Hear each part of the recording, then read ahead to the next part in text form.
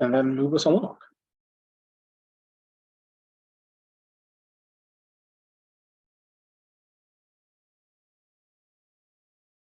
So I'm actually going to pass it off to Pete to speak a little bit about our final master plan public meeting that we had earlier in June.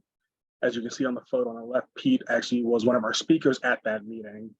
So I just wanted to pass it over to him to kind of give final thoughts on that, talk about a little bit what was discussed and his impressions along those topics that we talked about then. All right, yeah. Yeah, as you can see, it was a real nice spot, pretty good turnout. I think having the master plan areas set up like that was really great and helpful.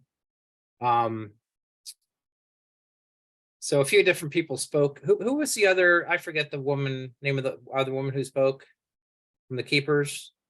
Oh, Migdalia Rosado. Yeah, that was my guess, but I didn't want to misquote the name. So yeah, she spoke some good things about what's happening down near. I think she's more down near Judiata, the Ion Ramona sort of area. I talked about my least favorite subject, which is loud machines that go fast and damage the environment. So I talked about that a little bit in my talk, and just that we want to try to encourage the park, help the park be quieter so it can just help people be more peaceful there. Julie spoke and Natural Land spoke about some of the biggest public concerns, which are safety, trash, need for restrooms, etc. There's been some talk about having rangers as ambassadors and more of an authoritative process in the park, improved maintenance, all those things. And then I guess it's tool recreation planning. That's where Nick was from. Nick spoke really, really good. I really liked his presentation. I mean, he really talked about some of the things, the community concerns, just how the waterway and the plants and the social issues are inseparable. Sort of the vacuum of authority. What do you say? If you go in the park, you're on your own. Good luck, something like that. And just different things, different ideas. We talked about building a critical mass of users, which I think basically means the more people that use the park, the more the community is going to be involved and sort of be self-policing. So, they're more likely to know the people on the ATVs than we are, and to pull them aside and say, hey, you're messing some things up here. Different things like that. And then there were a Q&A time. There was quite a bit of talk with the Newtown Avenue group about clips and all that, and some kind of access. Julie talked about the timeline being about 2 to 5 years. It's not all going to happen at once. And I actually really like something Frank said, that sometimes less is more. And I'm kind of a firm believer in that too. Like, you always need to think about not just what you're going to put up, but what you can maintain. So, things like that are concerned. You don't want to just over program and overbuild and then have trouble maintaining it. So, but again, various opinions, was pretty good. I think there was only one guy who was a bit disruptive, but for the most part, it was a great time of sharing.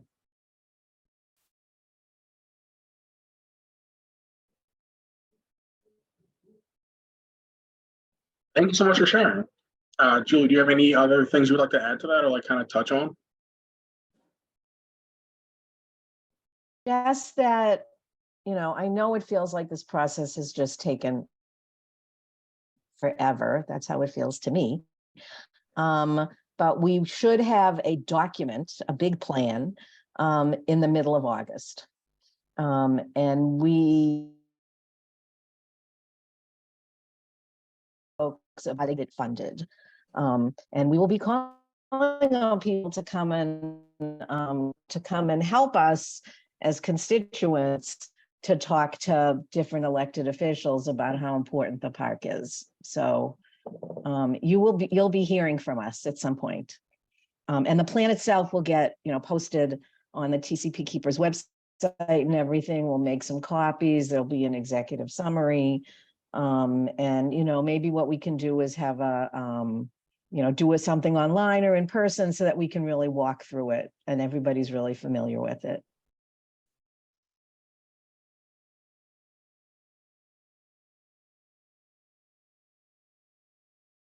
Excellent. Thank you for sharing that.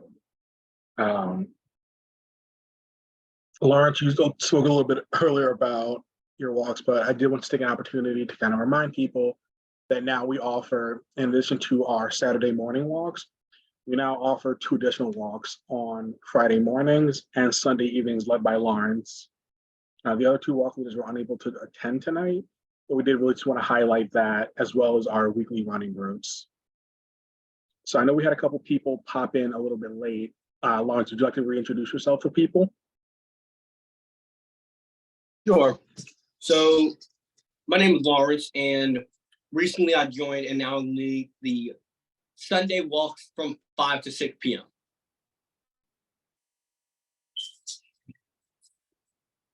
Nice. And those walks start from Iron Ramona. So if anybody's interested, they can sign up using the QR code on the screen or by contacting tcpwalkers@gmail.com.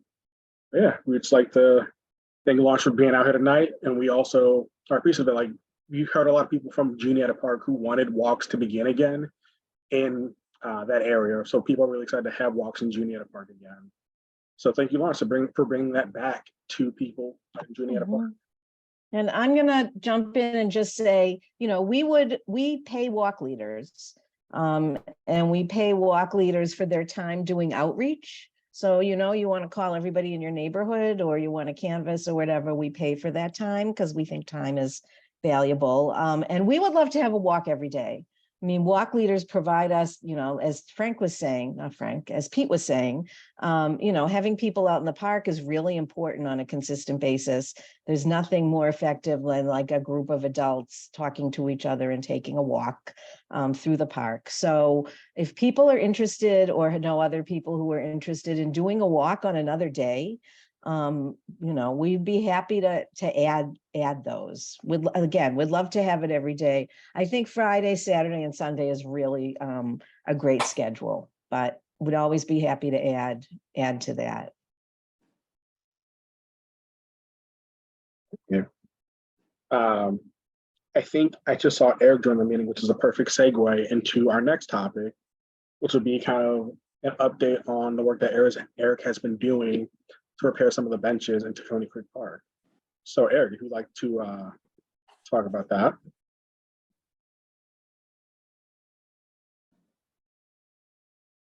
Sure, yeah. Many of you who haven't met me, oh, there's a picture of me.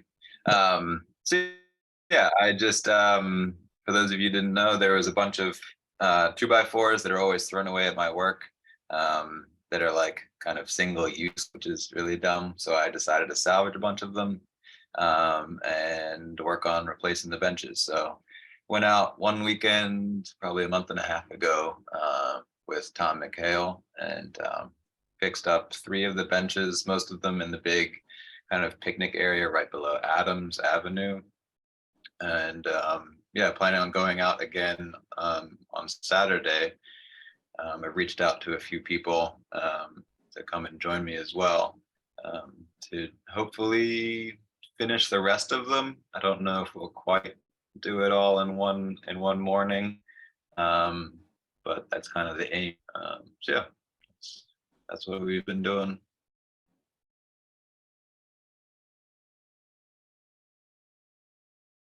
If anybody, go ahead.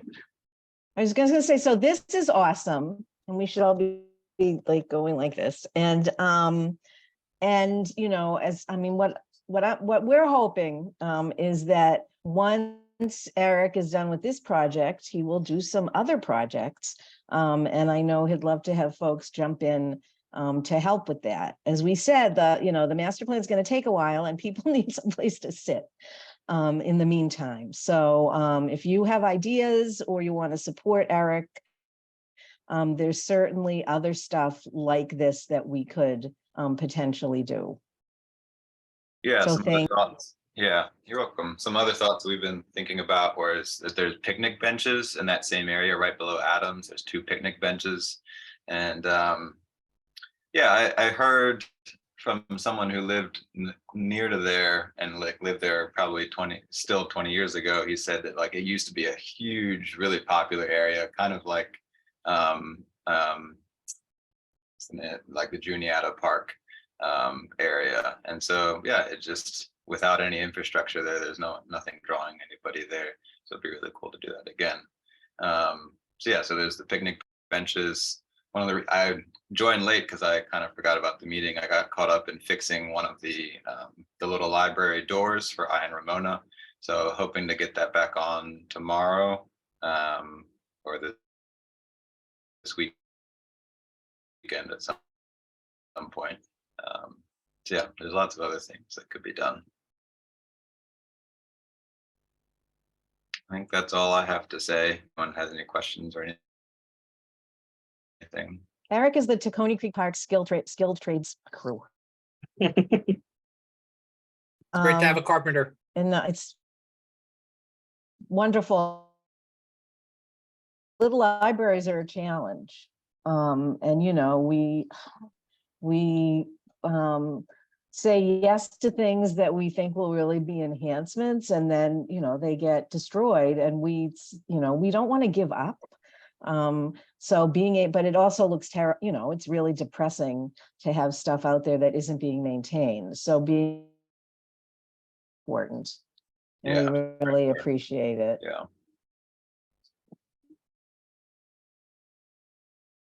I like that people have been resilient, and I saw people put books back into it at I and Ramona again today. So people want it, so we should keep taking care of it. Absolutely, I agree.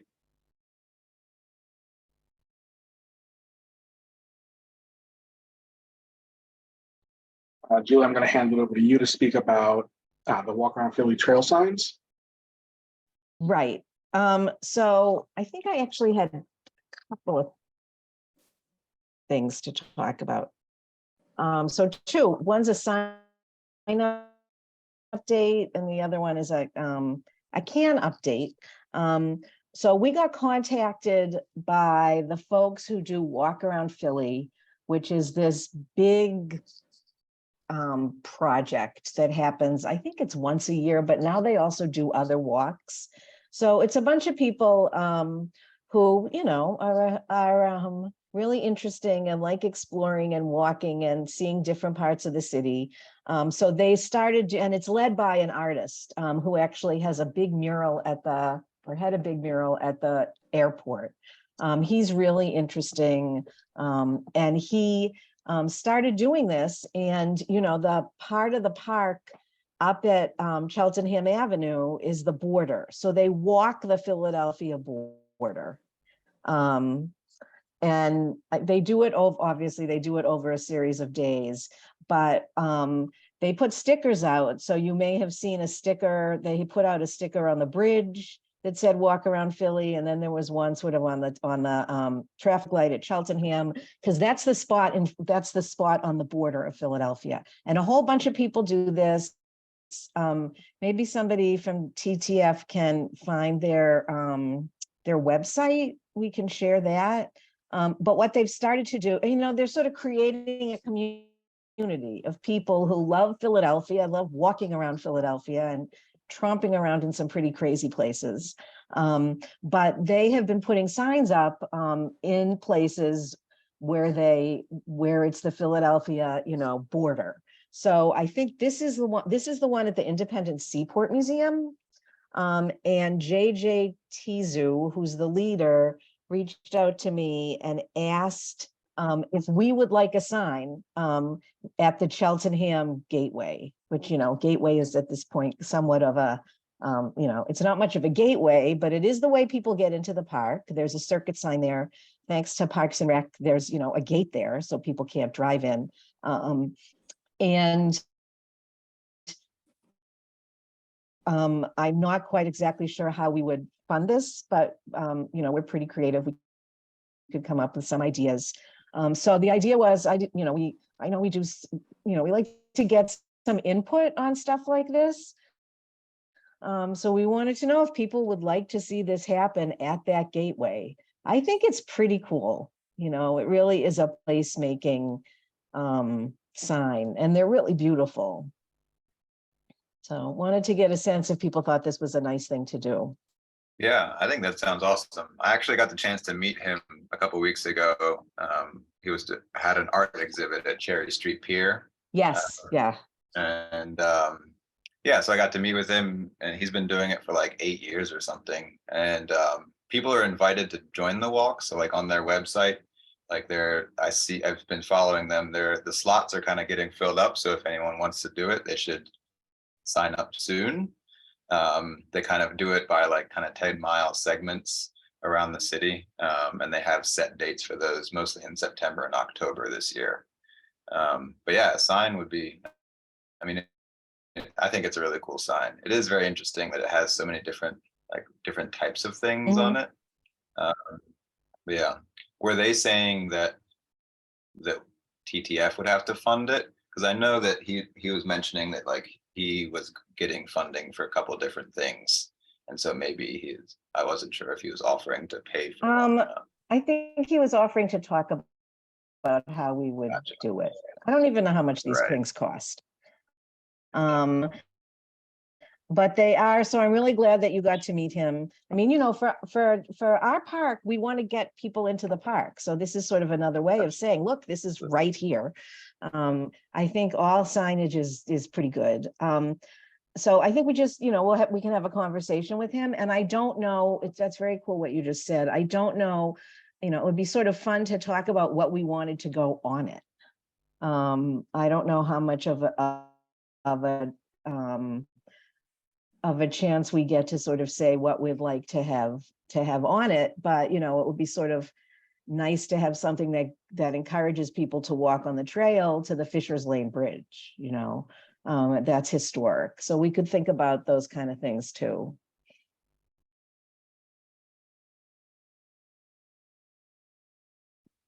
Okay, well, that was positive. And Parks and Rec has been supportive of this in the places that they have gone up. So we can try to figure that out. All right, the other thing is today, after very long time of trying to get these up, we worked with Tacony, and that warned people about swimming in the creek. You know, one day we would love for people, and you know, we know people swim in the creek. One day we would love people to be able to swim in a clean, safe creek, but that's really not the reality right now. And we worry about, you know, the creek is flashy, and we also worry about the stuff that kids can, you know, in terms of health, and the stuff that kids can walk into and get hurt. I mean, there's a lot of shopping carts, you know, there's metal, there's a lot of stuff like that. So after a lot of approvals by everybody and the law department and everybody else, there are signs that now say no, I can't remember what they say. They say no swimming. Alex, do you remember what they say? You're the one who helped put them up. It's no swimming this creek. So it's pretty out there. And it's in English and Spanish. There's a, you know, an image. And, you know, we really felt like it was important because we know that a lot of people are not aware that sewage goes into the creek. And that's how the conversation about clean water needs to start, you know, which is telling people this is the reality. And this is something we all need to work on and talk to the water department about and advocate for, because it shouldn't be like that. So there are, they went up at out areas where there are outfalls and where we've seen people swimming. And we just, you know, we want people to be warned and to know that that's really not safe. Does anybody have questions about that or anything? Okay. Oh, Fiona. This is kind of a side topic. It's not really, it's related to swimming, but it's related to someone who was having their dog swim in the river. And I was down at, this is maybe a month and a bit ago now, and they were down by the Adams Oh. Bridge, and they had tied their dog to the pedestrian walkway. And it was just after the heavy rain the day before, so it was pretty high, the river was. And so these two guys were sat on the bank. And so I kind of walked, I was just wondering what was going on, but I could see the dog was tied up. So I said to him, would you mind if I loosened the leash and stuff? And he said, okay. So then I did, and I was just praying that, they wouldn't get ticked off with me. But anyway, they did end up, and then the doggy went and walked up on that breakwater there. There's like a little breakwater. And so then, yeah, it was very upsetting for me because I love animals, and he was saying it was because it was hot, and it wasn't really hot. But anyway, I don't mean to make everyone's, but I was just kind of shocked. Anyway, the dog swam over to the edge, and they were kind of tormenting it with a ball. So they wanted the dog to swim over to the ball, but of course there was a current, and so anyway, they did end up. The dog did end up getting to the side, but it was anyway. So yeah, I couldn't quite understand. I guess they were trying to exercise the dog, but that's not really the way to do it at all, because the dog was almost drowning. Anyway, I'm so sorry. That was kind of a sidebar. It wasn't really. Well, it's upsetting, though. I would be upset. And, we know people are not nice to pets, and they're not nice to children, and we're not always nice to each other the way we should be. But, hope maybe these people will see these signs and realize that their animal could get hurt as well. Yeah, true. I was there, I can't remember what day it was this week. And no, it was maybe it was Monday. And there were people under the bridge right there at Adams Avenue with a dog. And I think, what happens is it's so hot that people think that it's, they want to cool off, and they want their dogs to cool off. But it is, I think that's why it's important for people to be in the park and to talk to people, I always get in trouble with this, but it's you worry about animals being in the water and how safe that is and everything. Yeah. Thank you for that. The other thing that's that we are trash cans in the park. So Natalie is very responsible for this. We had those beautiful community cans that you can see right there. And after a long process and story and a little craziness, we still have 6 of those. And we will be installing them in the park, and TTF will be servicing them.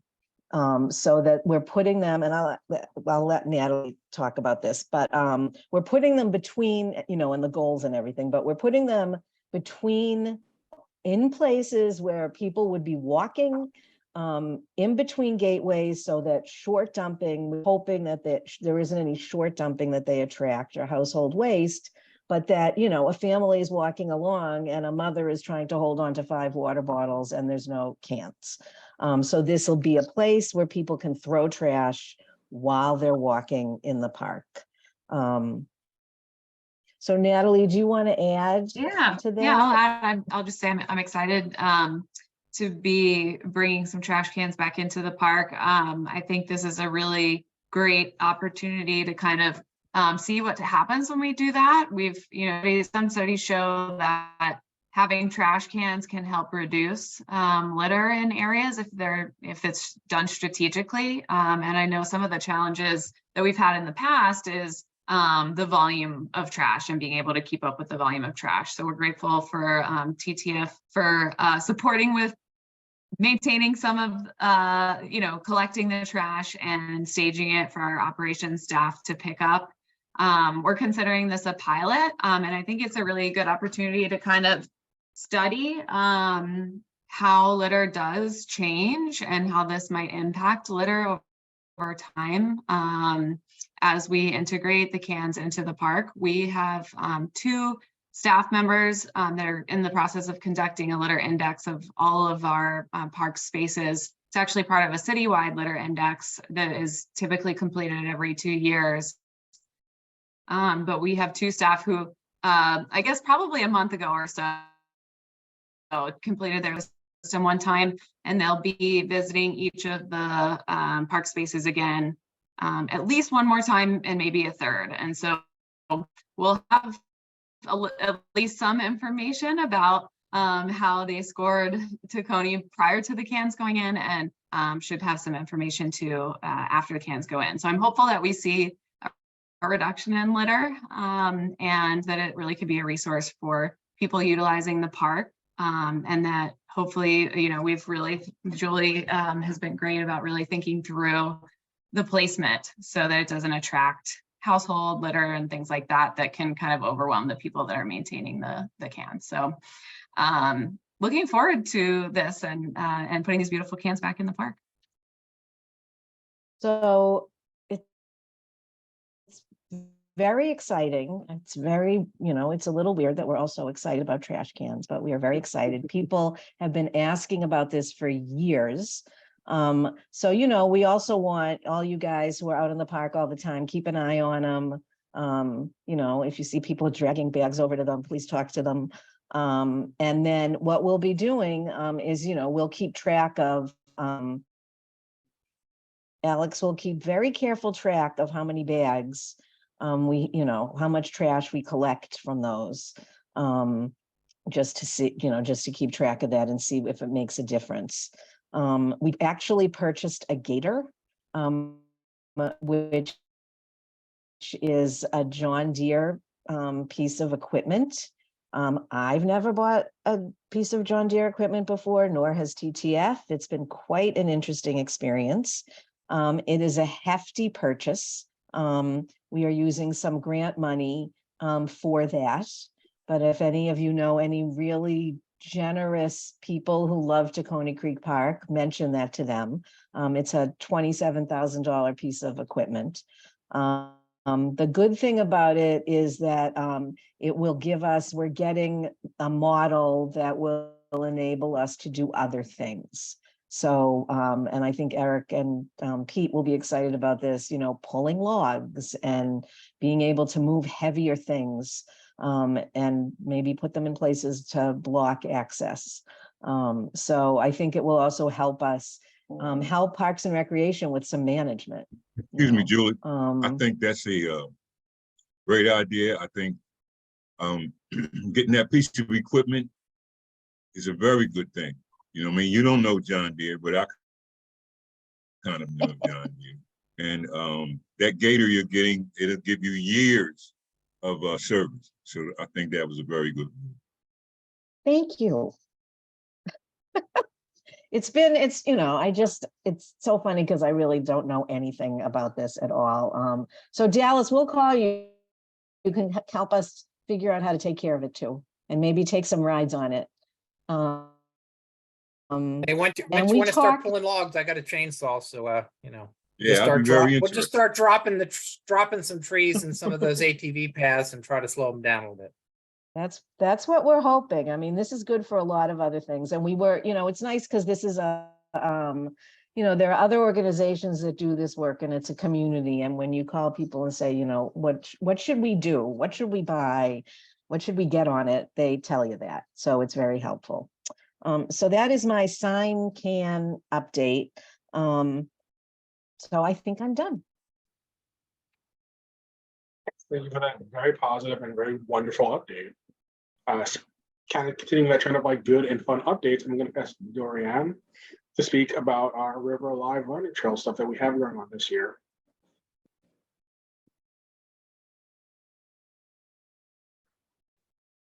I'm gonna give an update on the River Live Learning Trail.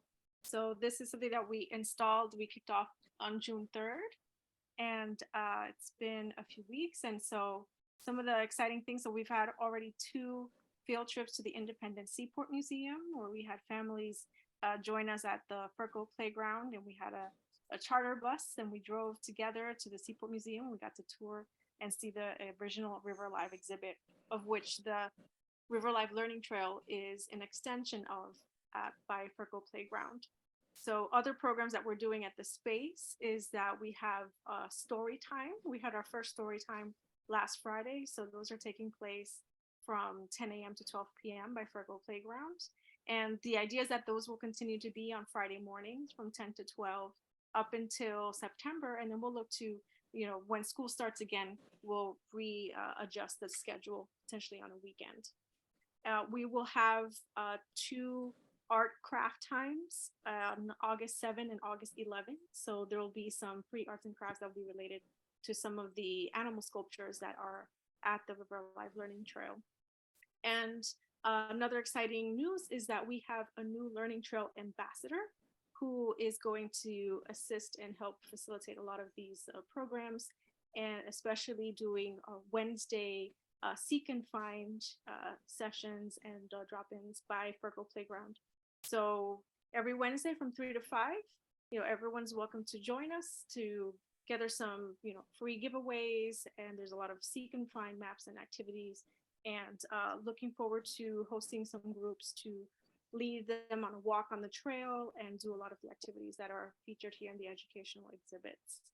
So if you know of any, you know, we're looking forward to Piccoli Summer Camp coming to doing one of the art workshops and Ferkel Playground. So if you also know of any other groups that could come, share the word, let them know to stop in and enjoy some of these programs taking place there.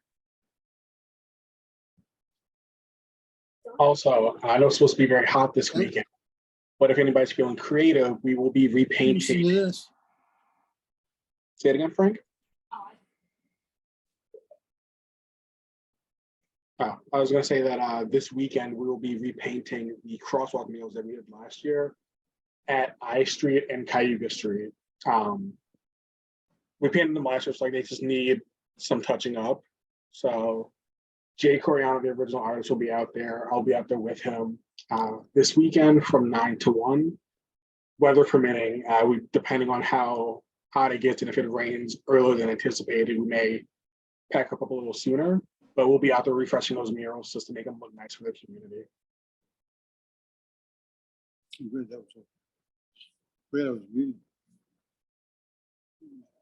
I will also add that I know that tomorrow's Friday, but we did, due to the heat advisory, we aren't doing the outside story time or the art workshop that we had for tomorrow. So hopefully next week will be better weather. And that's it for my update. Thank you. We talked about this a little bit earlier, but the little libraries in Tacony Creek Park are continuing to be vandalized. As you can see to the left is at Tabor and Holney, and that's been vandalized for some time. Like Julie said, we are committed to keeping these amenities nice for park users because people are still committed to putting books in there, even without the doors on it.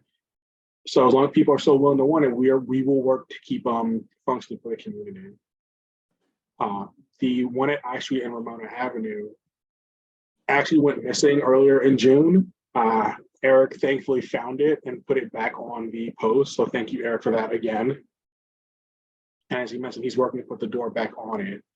But just this has been a constant struggle. So just talking to your neighbors, if you guys talking to neighbors about it, just the importance of keeping an eye on it. Because this is a community asset, just really relying on the community to help keep it in good condition for people who want to use it. As Julie mentioned, we believe that everybody deserves to have these amenities, so we will keep working to keep them in good condition and functioning, but just also relying on community members to like lend us a hand because we can't always be out there. So the libraries are across from people's homes, people bike past it, they walk past it all the time. It's just relying on community members to kind of help keep an eye on the library when we're not able to.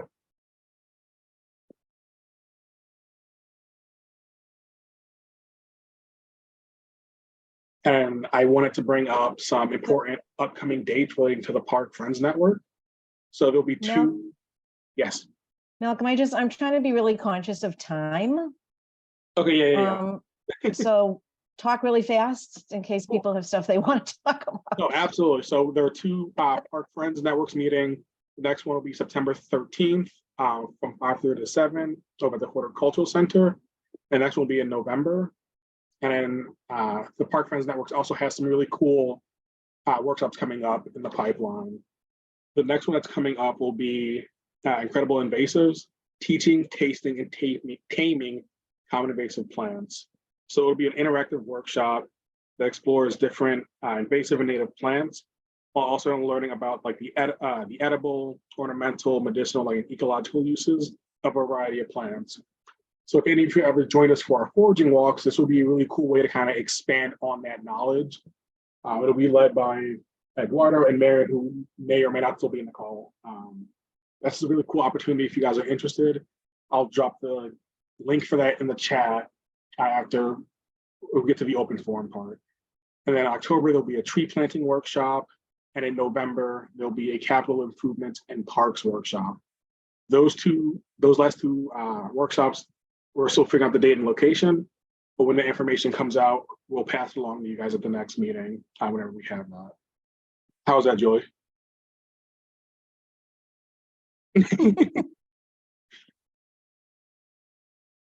Cool, so now I'm just those are keepers meetings for the remainder of the year, just so people can put on their calendars. And I'm gonna open it to a forum. Eric, I saw that you raised your hand. Right. I've been getting the emails about the Park Friend Network meetings as well. I'm not really sure what the nature of them is. Like, So you've been to some of these, right, Malcolm? Yeah, so the Park Friends Network, it's other parks in the city that have like their own friends group. The TCB Keepers are a friends group up to Tacony Creek Park. So the Park Friends Network are all the other different like park friend groups at different parks, such as like Hobbs Creek, Fairmont Park Conservancy, Fern Hill Park, and it's a way to kind of connect with other park user or park friends groups.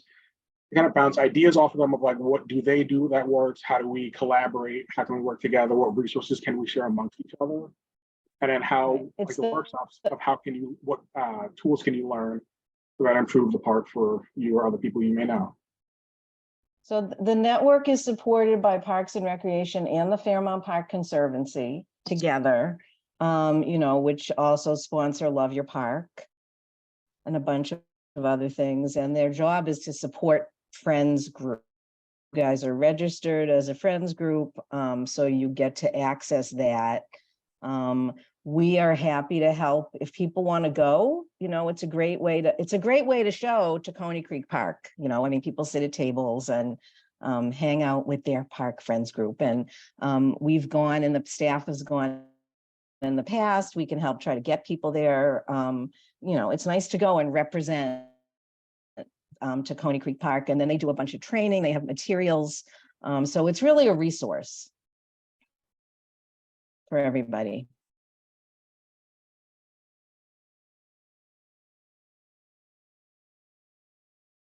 Anybody else? I have a question. Are these meetings in person or over Zoom? The Park Friends meetings? Yes. They will be in person. They'll be what? In person.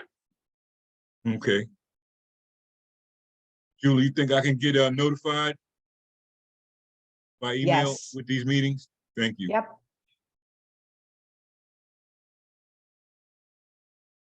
Yeah, Julie, I noticed I wrote up to Cheltenham the other day and just wanted to see how things are going. And there hasn't been any new trash since they put the stuff up. But what's interesting is the thing they put up there with the chain on it. The chain's already been broken, but I guess somebody drug one of the logs in front of it, so it's still secure. But it's just kind of another reminder that chains don't really work in the city. Right. But it's good that the log was drugged there, because so now it's still keeping the vehicles out. Right. The gates are just an ongoing problem because the chains get broken, and we've actually been thinking about and the Parks and Rec folks go on, but we've been thinking about gates that don't even need to be opened. I mean, I think there are some gates that should just not be operable. You know, as long as the water department and Parks and Rec can get in, there are places where people are driving in, and I think there's other ways for the public vehicles to get in. So we're looking at that. It's just, you know, it's such a battle with the gates. The Parks and Rec did, after the months of tire dumping, there was dumping below the Cheltenham Avenue Right. Gateway. There was dumping, Right. right. So between the gateway and Adams Avenue, there was dumping. Somebody drove, people could drive both ways. So Parks and Rec put that gate and chain in, which is, you know, already got broken, but they Right. put that log there. That's great. And it's, you know, it's effective. We love it. And then they are putting in, they got funding in this year's budget to do a gate down at Adams and Crescentville. So, you know, at that awful intersection across from that little housing apartment complex, because people drive in there too. It's a little harder. So there will be a gate there, which is good. And then there was, and they also put a log, you know, there was a lot of tire dumping at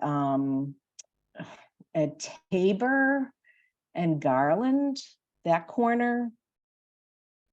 There was behind where like the McHales live, there was a ton of tire dump.